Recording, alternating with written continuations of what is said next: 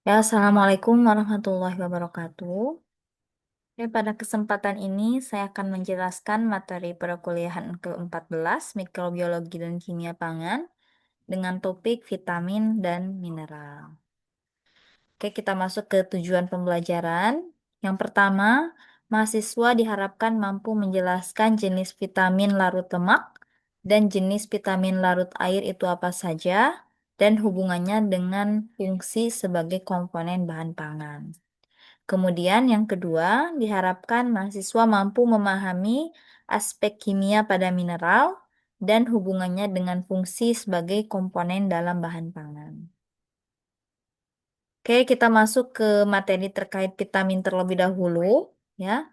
Jadi vitamin itu adalah nutrisi organik yang diperoleh dari luar tubuh dan dibutuhkan untuk berbagai fungsi biokimiawi, ya.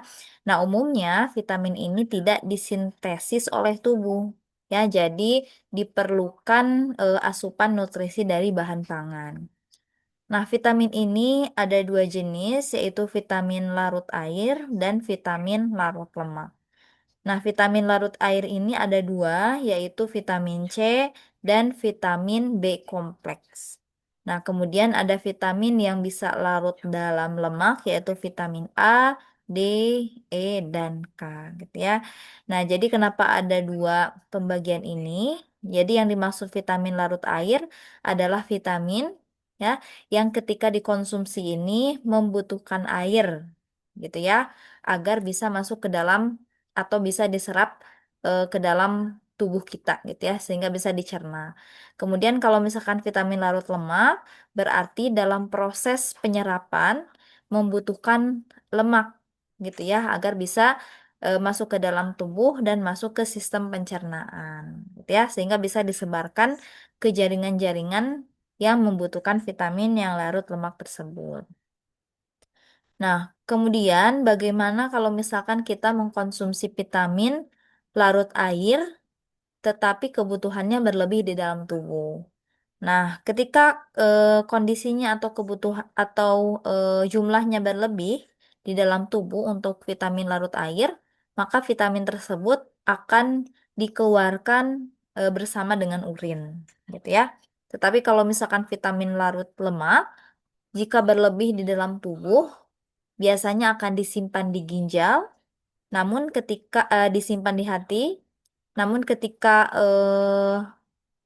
jumlahnya terlalu banyak, bisa menimbulkan toksik gitu ya, atau racun bagi tubuh kita sendiri, gitu ya. Jadi ada batasannya untuk konsumsi vitamin terutama yang larut terhadap lemak. Nah, oke kita bahas satu persatu yaitu yang pertama vitamin larut lemak yaitu ada vitamin A ya.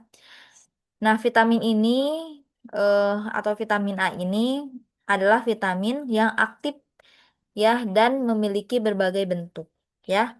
Ada vitamin A alkohol berarti vitamin A yang memiliki gugus fungsi atau gugus ujungnya yaitu alkohol sehingga disebut dengan retinol ya. Jadi vitamin A alkohol ini adalah vitamin A yang memiliki gugus ujung atau gugus fungsi yaitu alkohol ya disebut dengan retinol. Kemudian ada vitamin A aldehid. Ya, berarti gugus ujungnya berikatan atau memiliki gugus aldehid ya, disebut dengan retinal. Kemudian ada vitamin A asam atau disebut asam retinoat. Berarti vitamin A yang memiliki gugus ujung yaitu asam karboksilat ya. Nah, yang terakhir adalah vitamin A ester atau disebut juga ester retinil ya. Berarti vitamin A ini memiliki gugus ujung yaitu gugus ester seperti itu ya. Jadi yang membedakan adalah jenis gugus ujungnya. Nah, kemudian vitamin A ini stabil terhadap panas, kemudian stabil terhadap asam dan alkali, ya atau basa, tetapi mudah rusak karena oksidasi dengan udara. Gitu ya. Jadi kalau kita ingin mempertahankan vitamin A pada bahan pangan, maka kita harus kemas dengan baik ya sehingga tidak terpapar udara bebas dalam waktu yang lama, gitu ya. Nah, kemudian kalau misalkan di dalam tubuh kita ini atau kita misalkan mengkonsumsi vitamin A atau suplemen vitamin A berlebih, maka akan terjadi namanya hipervitaminosis, gitu ya, atau kelebihan vitamin A di dalam tubuh. Nah, hipervitaminosis ini adalah keadaan di mana tubuh kita mengalami kelebihan vitamin A, biasanya yang menyebabkan gitu ya gejala keracunan seperti mual, muntah, pusing dan sebagainya. Nah, biasanya hipervitaminosis ini ya ketika kita mengkonsumsi vitamin A sekitar 75.000 sampai 500.000 IU atau international unit ya, atau misalkan kita konversikan ke miligram yaitu sekitar 45 sampai 300 miligram ya setiap hari dan selama beberapa bulan ya. Jadi hipervitaminosis ini tidak terjadi dalam 1 atau 2 hari gitu ya. Tetapi karena kebiasaan kita mengkonsumsi vitamin suplemen atau asupan vitamin A berlebih secara berturut-turut gitu ya. Nah, kalau misalkan kita lihat ini kebutuhan vitamin A yang dianjurkan ini untuk bayi adalah 1.200 sampai eh, 2.400 IU untuk bayi ya. Kemudian kalau anak-anak di bawah 10 tahun yaitu sekitar 3.500 sampai 4 mohon maaf ini 1.200 sampai 2.400 untuk bayi dan anak-anak di bawah 10 tahun dan 3.500 sampai 4.000 IU untuk orang dewasa. Nah, kalau hipervitaminosis ini dia konsumsinya berlebih, yaitu di atas 4.000, yaitu 75.000 sampai 500.000 IU. Gitu ya. Nah, ini akan menderita hipervitaminosis ya, atau mengalami seperti gejala keracunan, gitu ya. Nah, kemudian vitamin A ini asupannya berarti harus sesuai gitu ya dengan standar atau anjurannya, agar fungsinya tidak berlebih atau sesuai dengan kebutuhan. Vitamin A ini berperan menjaga kesehatan mata, ya, terutama kesehatan kornea. Nah, kemudian kalau kekurangan vitamin A ini akan mengakibatkan apa? Yaitu mengakibatkan keratinisasi, ya, atau kornea mata bisa menjadi kering dan menebal, ya. Jadi untuk konsumsi vitamin A ini tidak boleh berlebih, juga tidak boleh kurang, gitu ya, asupan hariannya. Nah, ini banyak jenis makanan hewani yang bisa menjadi sumber vitamin A, ya, seperti produk susu, keju, kuning telur, hati, gitu ya, dan berbagai ikan yang tinggi kandungan lemak, ya. Biasanya ini merupakan sumber dari retinol, ya. Jadi retinol ini adalah bentuk vitamin A yang bisa digunakan oleh jaringan tubuh kita, gitu ya. Ini bentuknya dalam retinol, ya. Nah, kemudian dalam eh, nabati bisa dari buah-buahan yang berwarna kuning atau merah ya, yang mengandung beta karoten, ya. Salah satunya yaitu wortel, ya. Jadi wortel ini biasanya mengandung vitamin A, yaitu contohnya adalah beta karoten, ya, atau biasa kita sebut dengan provitamin A, ya. Jadi kalau misalkan vitamin A yang bersumber dari wortel ini atau sayuran gitu ya. Nah, ini biasanya disebut dengan provitamin A, ya. Jadi bukan vitamin A langsung. Nah, provitamin A ketika kita mengkonsumsi wortel nanti akan dipecah ya menjadi retina, ya. Nah, kemudian retinal ini nanti akan berubah bentuknya menjadi retinol ya. Ini bukan retinol, yaitu retinol. Nah, kemudian retinol ini nanti akan disimpan di hati ya menjadi cadangan vitamin A dalam bentuk ester retinil. Nah, kemudian ketika diperlukan, ester retinil dari hati ini akan dikeluarkan ya menuju jaringan yang memerlukan vitamin A dan berubah bentuknya atau dipecah kembali menjadi retinol, ya. Jadi bentuk aktif vitamin A yang digunakan oleh tubuh, oleh jaringan atau sel yaitu dalam bentuk retinol. Nah, kemudian selain vitamin A, ada vitamin D. Nah, vitamin D ini fungsinya adalah membantu tubuh untuk menyerap kalsium dan fosfor. Nah, kalsium fosfor ini adalah dua mineral yang berperan penting dalam pembentukan tulang dan gigi.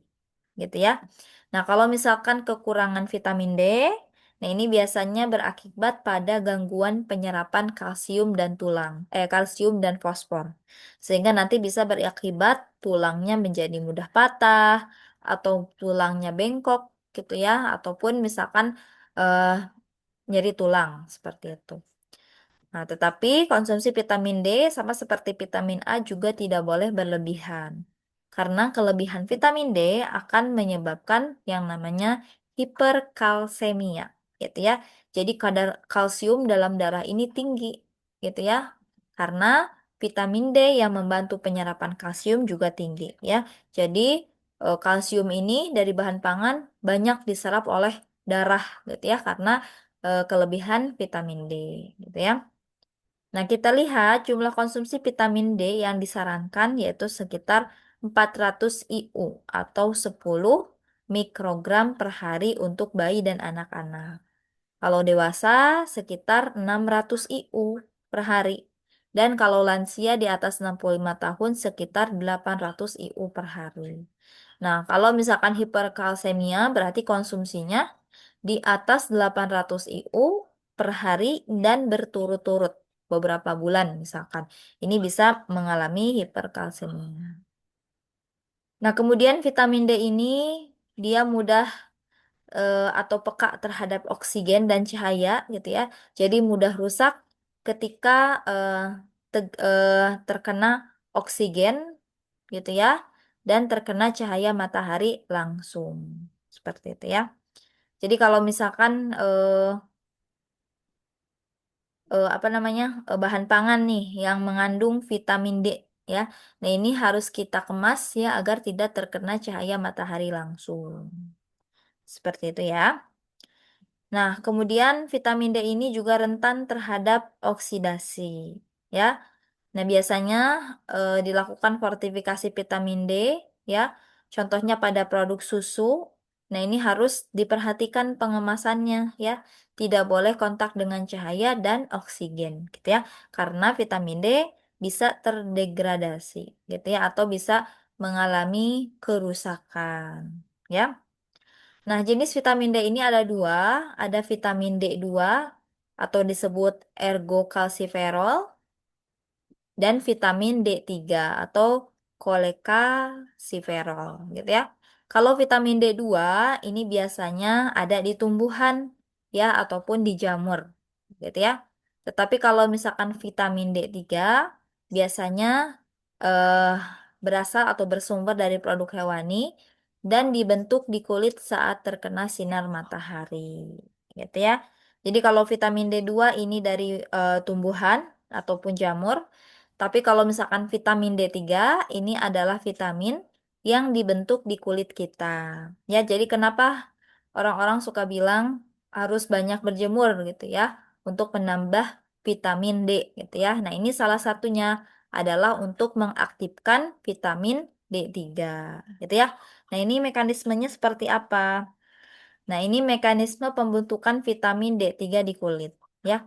Jadi di kulit kita ini ada yang namanya senyawa 7-dehidrokolesterol ya. Nah, ketika senyawa dehidrokolesterol ini terkena paparan sinar UVB ya. Nah, ini kan matahari ini kan ada sinar UVA dan UVB gitu ya. Nah, yang membentuk vitamin D ini adalah sinar UVB-nya gitu ya. Nah, ketika terkena sinar UVB, maka dehidrokolesterol ini akan dirubah menjadi previtamin D3 ya. Kemudian di kulit ini, previtamin D3 ini akan berubah bentuknya menjadi vitamin D3 ya. Nah, kemudian ketika berubah menjadi vitamin D3, maka vitamin D3 ini nanti akan masuk ya, akan dibawa oleh darah dan masuk ke dalam hati dan ginjal dan diaktifkan menjadi vitamin D yang akan digunakan oleh tubuh kita untuk membantu penyerapan kalsium dan fosfor. Seperti itu ya. Jadi vitamin D3 yang aktif itu adalah vitamin D3 yang sudah masuk ke hati dan ginjal. Gitu ya, baru bisa digunakan untuk menyerap kalsium dan fosfor. Nah, kemudian vitamin yang ketiga adalah vitamin E. Nah, vitamin E ini memiliki istilah umum yaitu tokoferol. Jadi kalau teman-teman nih di pasaran ada antioksidan tokoferol. Nah, ini tokoferol ini sebutan untuk vitamin E. Nah, vitamin E ini berfungsi sebagai antioksidan, artinya memiliki fungsi melindungi sel tubuh dari kerusakan akibat radikal bebas. Gitu ya. Jadi radikal bebas ya. Jadi radikal bebas ini ibaratnya adalah molekul yang eh, yang belum penuh gitu ya tangannya, gitu ya. Nah, jadi kalau misalkan radikal bebas ini adalah molekul yang belum lengkap gitu ya tangannya, gitu ya. Jadi ada tangan yang masih kosong ibaratnya ya, seperti itu.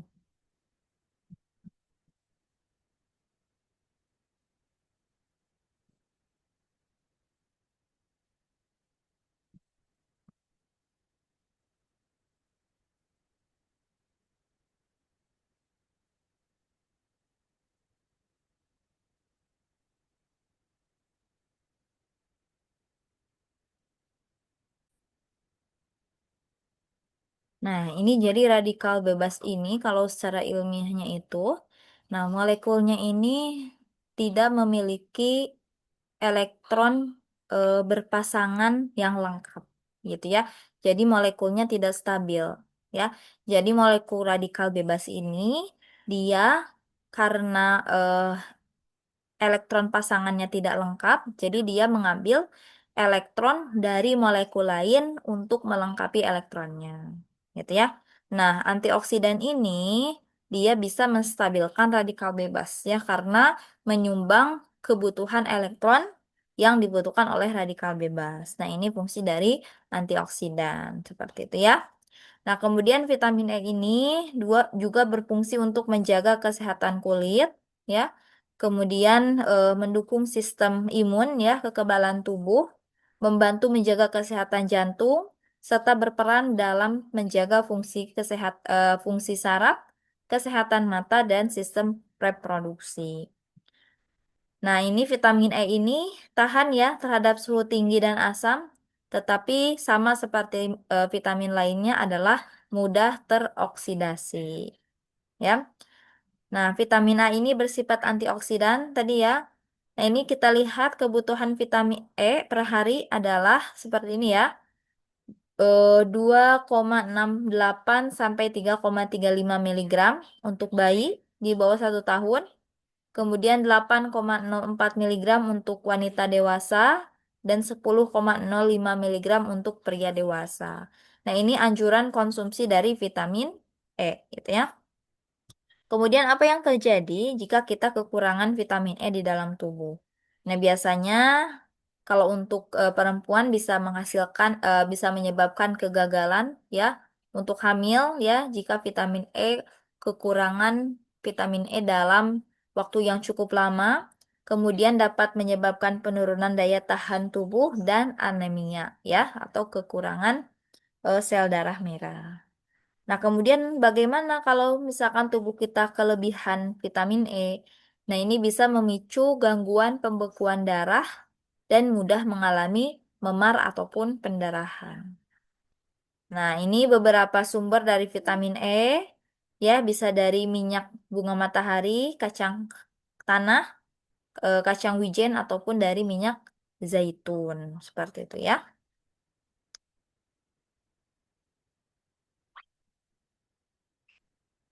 Nah, kemudian vitamin larut lemak yang keempat adalah vitamin K.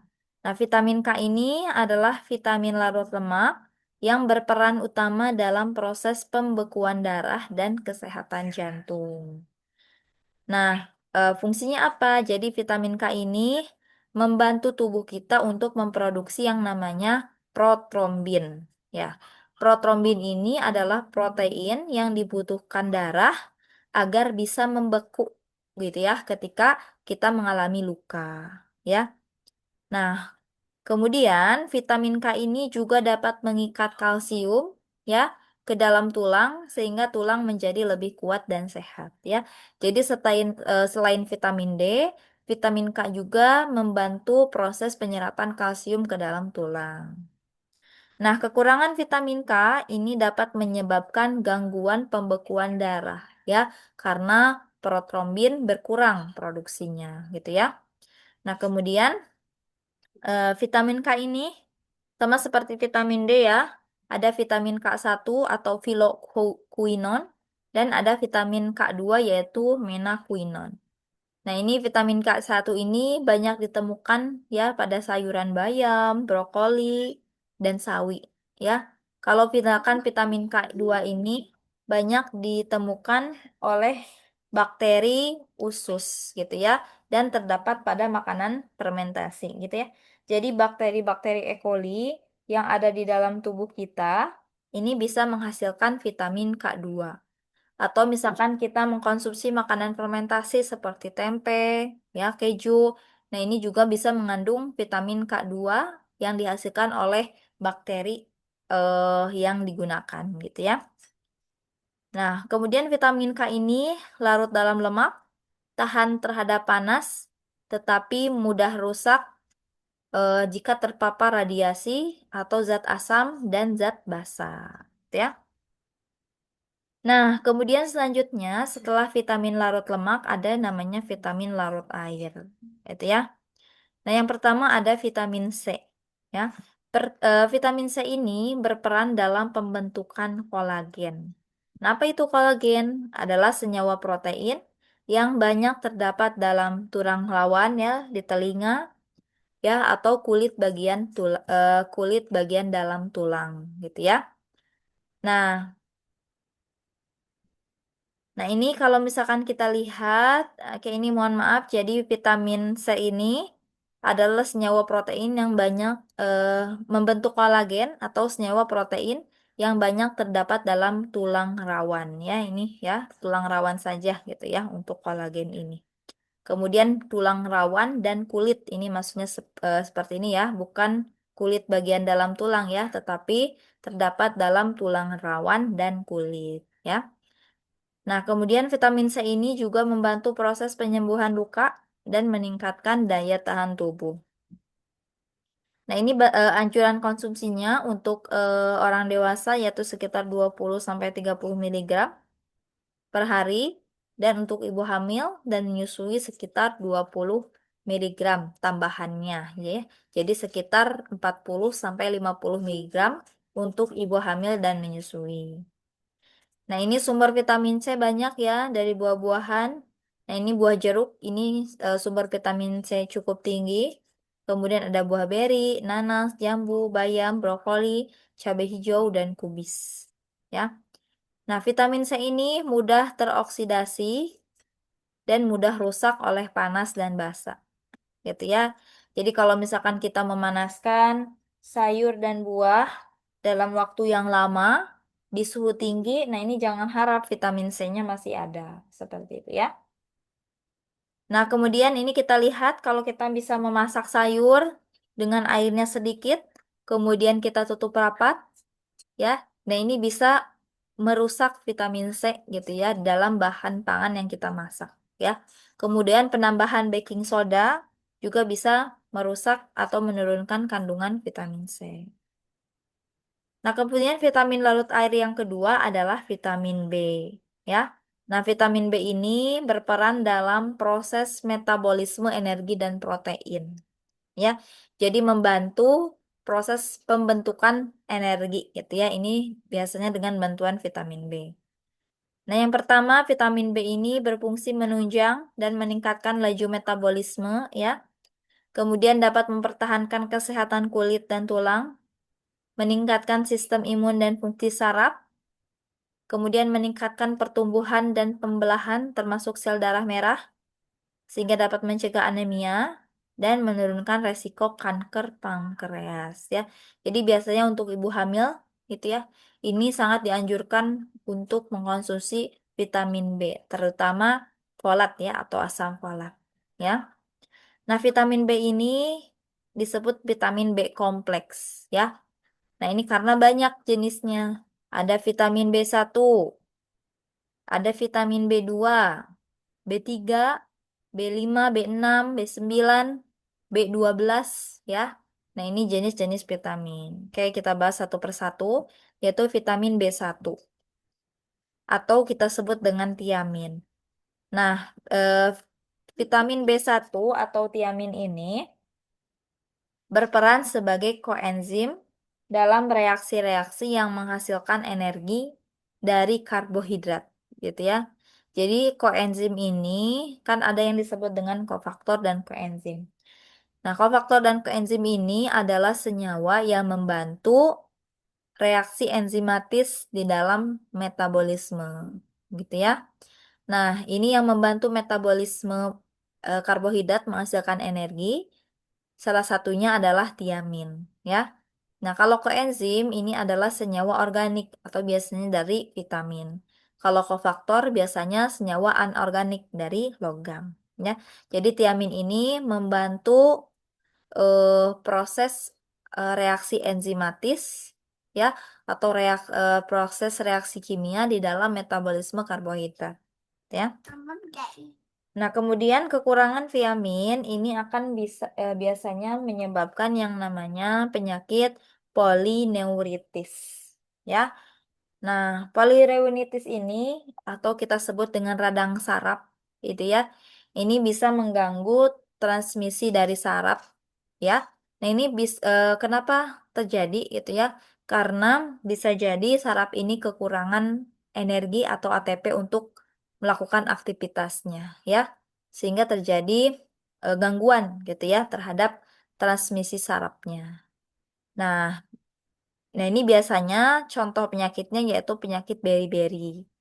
Nah, penyakit beri-beri ini ada dua, ada beri-beri basah, kemudian ada beri-beri kering.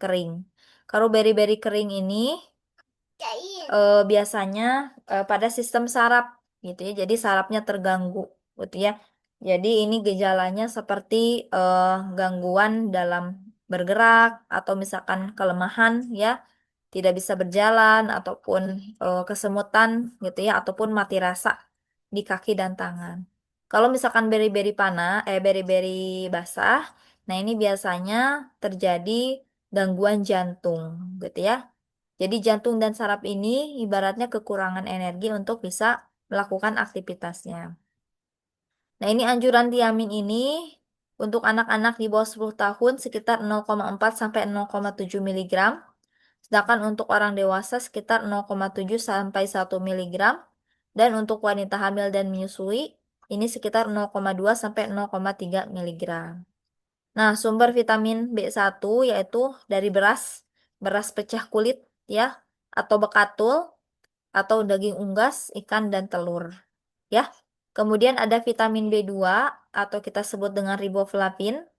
Nah, ini berperan dalam proses metabolisme energi ya sama dari karbohidrat, lemak dan protein ya. Kemudian vitamin B2 ini juga dapat menjaga kesehatan kulit dan mata dan mulut. Nah, kemudian riboflavin ini mudah rusak oleh cahaya matahari, oleh cahaya atau sinar ultraviolet gitu ya. Tetapi riboflavin ini cukup tahan terhadap panas gitu ya. Seperti itu. Kemudian tahan terhadap oksidasi dari kemudian tahan terhadap zat asam, namun sensitif terhadap basa.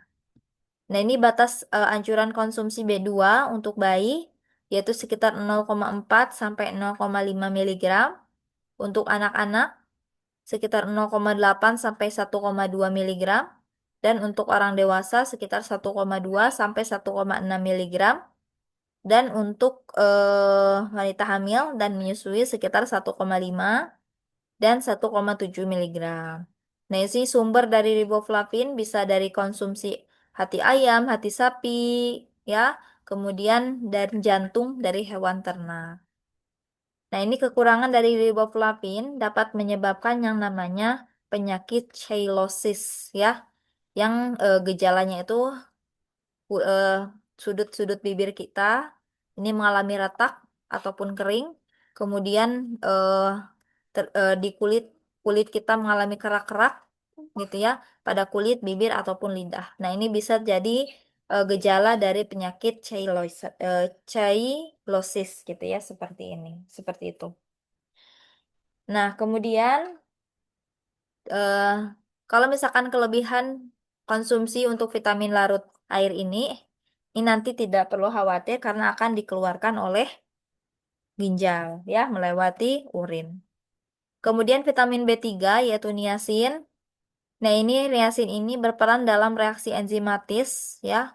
Sama ya untuk metabolisme karbohidrat, lemak dan protein ya. Nah, ini berfungsi sebagai koenzim ya. Nah, niacin ini dia sebagai koenzim ya, NAD dan koenzim NADP ya. Nah, kemudian vitamin B3 ini tahan terhadap basa, asam, panas, dan cahaya, dan tahan terhadap oksidasi. Dan kemudian mudah larut dalam air panas. Nah, ini kebutuhan hariannya untuk vitamin B3 ini sekitar 14 sampai 16 miligram per hari. Nah, kalau misalkan kekurangan konsumsi vitamin B3 dapat menyebabkan yang namanya penyakit pellagra, gitu ya. Nah, gejalanya seperti sakit tenggorokan, lidah, mulut, kemudian ada dermatitis ya pada lengan, tangan, siku, kaki, kulit, dan leher. Nah, ini bisa menjadi salah satu gejala pellagra atau kekurangan vitamin B3. Nah, vitamin B3 ini dapat diperoleh dari daging ayam, ikan, ataupun kacang tanah.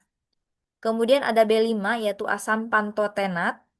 Nah, ini membantu sistem hormon dan kolesterol ya, serta metabolisme lemak dan protein ya. Jadi asam pantotenat ini membantu pembentukan hormon di dalam tubuh kita gitu ya. Nah, ini eh, sumbernya bisa dari daging, kacang-kacangan, telur, susu ataupun sayuran yang segar gitu ya. Nah, asam pantotenat ini stabil di pH 5 sampai 7 ya, dan pada produk yang memiliki aktivitas air rendah, gitu ya, seperti produk roti kering, selai, dan sebagainya. Nah, ini kebutuhan hariannya yaitu sekitar 5 miligram per hari. Nah, kemudian kalau kekurangan asam pantotenat ini biasanya atau jarang terjadi, gitu ya. Kenapa jarang terjadi? Ya, karena asam pantotenat ini kebutuhannya sangat sedikit ya, dan terdapat dalam banyak jenis makanan ya. Jadi kebutuhan pantotenat ini jarang terjadi gitu ya, karena sering terpenuhi gitu ya. Oke, nah kemudian ada vitamin B6 atau piridoksin ya, sama ya, membantu metabolisme protein, kemudian membantu pembentukan neurotransmitter pada sistem saraf dan pembentukan sel darah merah. Nah, vitamin B6 ini larut air dan relatif stabil terhadap panas, asam, namun mudah rusak oleh zat basa. Nah, ini anjuran konsumsinya yaitu sekitar 2 miligram per orang per hari. Nah, vitamin B6 ini bisa diperoleh dari daging, unggas, ikan, kentang, sayuran, susu, dan biji-bijian. Nah, kemudian kalau misalkan kekurangan vitamin B6 ini biasanya memberikan gejala seperti kulit kita kering seperti itu ya. Kemudian kinerja saraf terganggu ataupun terjadi kelainan pada saraf. Nah, ini bisa menjadi salah satunya penyebabnya adalah kekurangan vitamin B6. Kemudian ada vitamin B7 atau biotin. Nah, ini membantu metabolisme lemak dan karbohidrat dan menjaga kesehatan rambut dan kulit. Nah, kekurangan biotin ini akan mengakibatkan gejala pelepasan kulit gitu ya. Kemudian gejala eh, kulit atau mukosa kita atau mulut kita pucat gitu ya. Kemudian kadar hemoglobin menurun dan kenaikan atau peningkatan kadar kolesterol. Seperti itu ya. Nah, ini batas konsumsi biotin yaitu 0,15 sampai 0,3 miligram per hari. Nah, ini biotin ini biasanya gitu ya dapat diproduksi dari Microflora gitu ya. Contohnya bakteri baik yang ada di dalam usus kita. Atau bisa diperoleh dari jeroan ya, hati ataupun jantung dari hewan ternak, dari kuning telur ataupun dari eh, kamir gitu ya, yang biasanya menghasilkan biotin. Nah, kemudian ada vitamin eh, B9 atau asam folat ini yang biasa banyak dikonsumsi oleh wanita hamil ya dan menyusui. Nah, asam folat ini berperan dalam sintesis nukleotida ya dalam perbaikan DNA ya. Jadi berperan dalam pembentukan DNA, pembelahan sel dan mencegah anemia gitu ya. Nah, sumber asam folat ini dari sayuran dan serealia ya. Nah, ini kekurangan asam folat ini bisa menyebabkan masalah dalam perkembangan embrio dan janin, gitu ya. Jadi kenapa kalau ibu hamil ini harus mengkonsumsi suplemen asam folat. Nah, ini anjuran konsumsinya untuk orang dewasa sekitar 0,4 miligram, 0,4 miligram. Ini yang wanita yang sedang mengandung atau menyusui yaitu sekitar 0,6 sampai 0,8 miligram. Dan bayi di bawah 1 tahun yaitu sekitar 0,05 miligram. Seperti itu ya. Oke, nah yang terakhir adalah B12 atau kobalamin. Nah, kobalamin ini berfungsi menjaga fungsi sel agar tetap normal, terutama sel pada sistem pencernaan, sistem saraf, dan sumsum tulang. Ya. Nah, ini anjurannya untuk eh, berusia di atas 11 tahun, ini sekitar 0,003 miligram per hari. Untuk wanita hamil, untuk sekitar 0,004 miligram. Dan ini untuk bayi ya, eh, sekitar 0,003 miligram. Dan untuk anak di bawah 10 tahun, sekitar 0,1 sampai 0,002 miligram per hari. Gitu ya. Jadi kebutuhan kobalamin ini cukup rendah gitu ya dibandingkan vitamin B lainnya. Nah, ini kekurangan vitamin B ini juga dapat menyebabkan anemia dan gangguan sistem pencernaan. Nah, kemudian kalau misalkan konsumsi vitamin B berlebih gitu ya. Nah, ini biasanya dibuang di urin gitu ya karena larut dalam air. Nah, ini vitamin B ini dapat ditemukan pada produk hasil ternak atau produk hewani, terutama pada jeroan ya, seperti hati ataupun jantung ataupun jenis jeroan lainnya. Seperti itu ya. Oke, nah setelah vitamin kita akan masuk ke dalam materi mineral ya. Nah, jadi kalau vitamin ini adalah senyawa organik, kalau mineral adalah senyawa anorganik ya. Jadi mineral ini senyawa anorganik yang dibutuhkan dalam jumlah tertentu ya. Jadi tidak boleh berlebihan, juga tidak boleh sedikit atau berkurang atau kekurangan. Nah, kemudian memiliki fungsi terhadap fungsi fisiologis tubuh ya. Kemudian mineral tidak dapat diproduksi oleh tubuh sehingga harus eh, dikonsumsi ya atau diperoleh dari makanan dan minuman. Nah, mineral ini ada dua jenis, ada yang disebut dengan mineral mayor dan mineral minor, ya. Mineral mayor ini adalah mineral yang dibutuhkan tubuh dalam jumlah yang banyak atau lebih dari 100 miligram per hari. Contohnya kalsium, fosfor ya untuk tulang, kalium, natrium, klorida, dan magnesium. Kemudian ada mineral minor atau adalah mineral yang kebutuhannya sedikit atau kurang dari 100 miligram per hari. Contohnya kromium, yodium, besi, fluor, mangan, selenium, dan zinc. Gitu ya. Nah, ini sumber mineral ini banyak ya, bisa dari produk hewani, produk nabati gitu ya, sayur-sayuran, biji-bijian gitu ya. Kemudian susu dan olahannya, makanan laut, dan air minum ya yang menyumbang mineral ini juga bisa menjadi sumber mineral. Nah, ini kita masuk ke fungsi mineral yang pertama, ada mineral kalsium. Nah, ini penting dalam pembentukan tulang dan gigi, ya. Kemudian kalsium ini juga berfungsi dalam kontraksi otot, kemudian dalam sistem saraf, membantu menghantarkan impuls saraf, kemudian membantu dalam pembekuan darah dan menjaga irama jantung dan membantu dalam aktivitas enzim ya. Karena kalsium ini tadi berfungsi sebagai kofaktor ya atau senyawa anorganik yang membantu kinerja enzim menjadi lebih baik. Nah, kemudian kekurangan vitamin, kekurangan kalsium, apa yang akan terjadi? Tulang menjadi rapuh, gitu ya.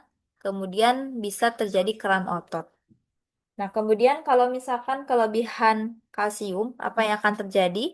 Akan menyebabkan gangguan ginjal, gitu ya. Jadi kalsium ini jika berlebih akan mengendap ya di dalam ginjal dan menjadi atau membentuk batu ginjal.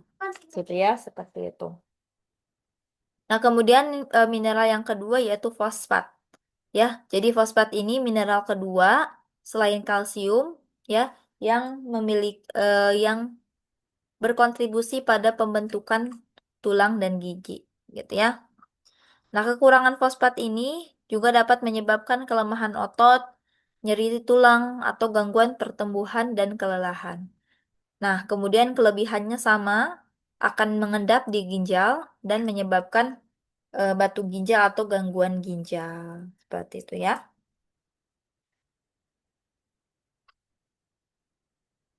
Oke, nah kemudian mineral yang ketiga yaitu besi atau Fe. Nah, besi ini berperan ya dalam pembentukan hemoglobin untuk mengangkut oksigen di dalam darah, gitu ya. Jadi zat besi ini dia membantu pembentukan sel darah merah, gitu ya, di dalam darah. Nah, kalau misalkan kekurangan zat besi, ini akan menyebabkan anemia atau kekurangan darah. Tetapi kalau misalkan kelebihan juga sama, ya, akan merusak ginjal, ya. Jadi besi ini bersifat toksik gitu ya, kalau misalkan kadar di dalam tubuhnya ini sangat banyak. Nah, kemudian tembaga. Tembaga ini merupakan mineral mikro yang berperan dalam pembentukan sel darah merah, metabolisme zat besi, fungsi enzim, dan sistem saraf. Gitu ya.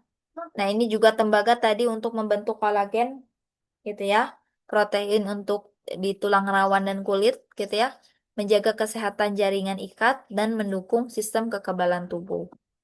Nah, kalau misalkan kekurangan tembaga atau cuprum ya, bisa menyebabkan anemia, kelemahan, gangguan pertumbuhan, dan penurunan fungsi saraf.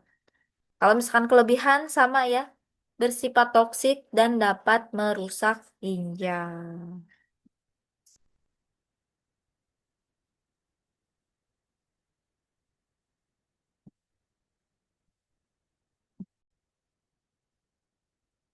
Nah, kalau misalkan kita tahu, ginjal ini kan berfungsi untuk menjaga kestabilan mineral di dalam tubuh, gitu ya. Jadi kalau misalkan ada kelebihan mineral di dalam tubuh, nah ini mineral ini nanti akan difiltrasi, gitu ya, akan disaring, kemudian akan dikeluarkan melalui urin. Namun ada beberapa mineral, jika berlebihan ini bisa mengendap ya di dalam ginjal, yang tadi akan menyebabkan batu ginjal.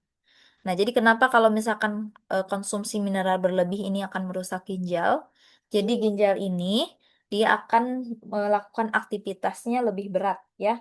Jadi ginjal ini beban kerjanya ibaratnya lebih banyak gitu ya kalau misalkan asupan mineral dari tubuh ini juga banyak ya. Jadi kenapa kalau mineral berlebih di dalam tubuh ini juga dapat merusak ginjal seperti itu.